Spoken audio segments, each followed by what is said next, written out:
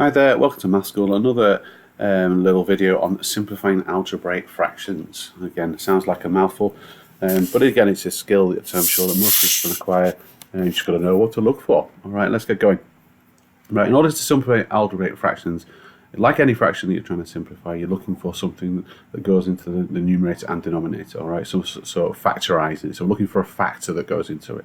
Okay, if I think that on basic terms, if I think about 4/8. Then I know that 4 and 8 both have a factor of 4. So if we divide both by 4, then that's going to give me a half. So 4/8 equals to a half. All right. So that's the basic concept of simplifying fractions.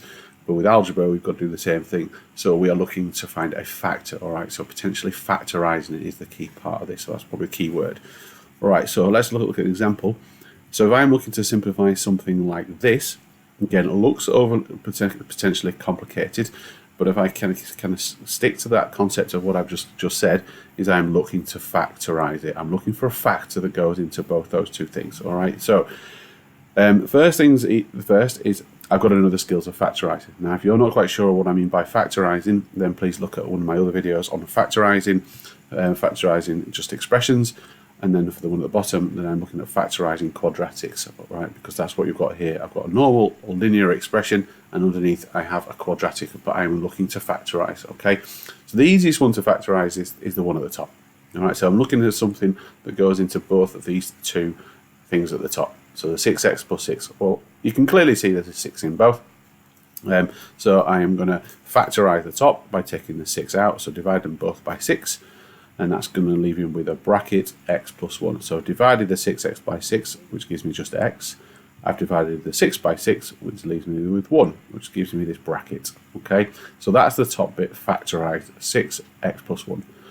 Well, if I factorise the top, and I've been asked to simplify it, and I think that's the key part, if you've been asked to simplify it, then I've got to find something that it also goes in the bottom.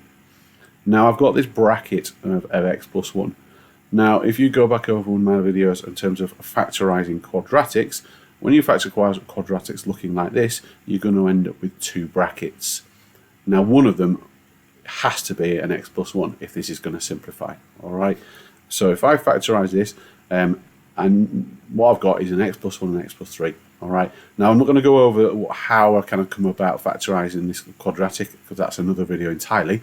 But in essence, I'm looking for two numbers that multiply to give you the 3, which is the 1 and the 3, and that also add to give you the 4, which again is 1 and 3. So that's what I'm after. And that's why the 1 and 3 have come in. All right. So you've got two brackets, x plus 1 and x plus 3. All right. So just a reminder, if you're not quite sure how I've gone from there to there, then please have a look at factorising quadratics or another video, because that's the skill that you're going to need for this one. So in order to simplify it, again, we're looking for something that goes into the top and the bottom, which cancel out. So you'll notice I've got an x plus 1 here and an x plus 1 here. Well, they cancel each other out, is the words you normally kind of come across. So we'll just literally cross them out, all right? And it has to be exactly the same in top and bottom, okay? Not going to work any other way. It's got to be the whole bracket and the whole bracket. So both those two go, and all I'm left with is the 6 and the x plus 3, and that's the answer. All right, 6 over x plus 3. Nothing else I can do it. I can't divide those two. I can't divide those two. So that is my solution. All right, let's look at one more just to see if we've got it clear in our minds. We're still looking for the same kind of concepts, but please note that when I'm doing this, this is not necessarily about the actual simplifying algebraic fractions skill that you are needing.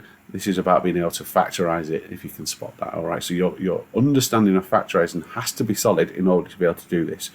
Right, so when I look at this example over here, I've got an x plus 5 and an x squared minus 25 at the bottom. Now, x plus 5 doesn't factorise at all, but I've been asked to simplify it. So that means there must be an x plus 5 that goes into the bottom. It's the only way it goes. What you cannot just simplify these two and simplify these two separately. That does not work. Please don't do it, all right?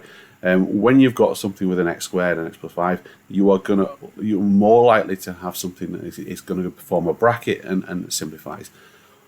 Well, it's this bit at the bottom which should be kind of screaming out to me. All right, this is something squared, and this is a number squared. This is a square number, and it's 5 squared, and that is quite key.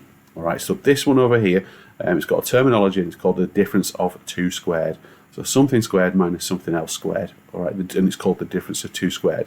Now, again, if you've not come across that before, then that is another video. So just make a note, the difference of 2 squares. You need to be able to spot it in an exam. No one's going to tell you it's there. It's about your awareness of the fact that these two are both square numbers, essentially. Okay, so when I do this one, when I'm talking about the difference of 2 squared, what I'm going to get is the x plus 5 is going to stay as it is, but let's put it in a bracket. And then this one, like I said, this is the kind of skill. I've got something called the difference of squared, where I've got x plus 5, x minus 5. And the 5 times the 5 gives me the minus 25. And then obviously the x times the x gives you the x squared. All right. So hence these two brackets. So you need to spot it. And like above, we're looking to cancel a couple of brackets out. And hopefully you can see you've got x plus 5 and x plus 5. So they're going to cancel each other out like so.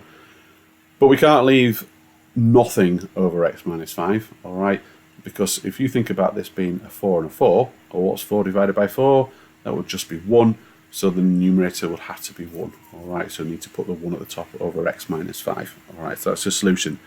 All right. So simplifying algebraic fractions.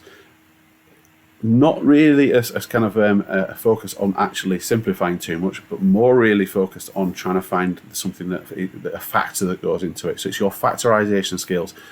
If it's just numbers normally, then it'll be fine. You're just looking for the highest factor that goes into it. But when we're talking about algebra, you are looking to factorize it, and then whether it's a bracket or otherwise, and then those two will cancel each other out, which is why I've got these two cancelled out and these two cancelled out.